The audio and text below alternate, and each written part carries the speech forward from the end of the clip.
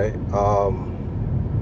Like I said, I wanted to show you proof of the $256,000 mortgage that we just got deleted from one of our clients' credit reports.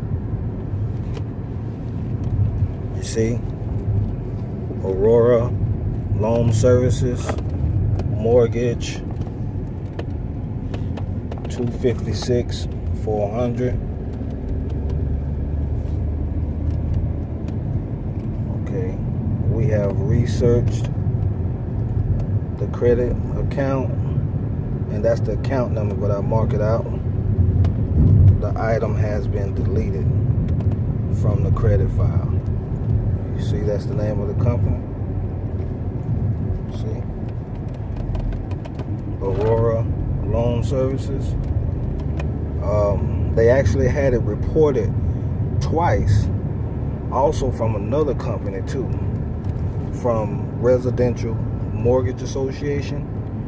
You see, $256,000. If you look there, you see Residential Mortgage Association. The results are this item has been deleted from the credit file. So they actually had it reported twice from, it looked like, 2 different companies.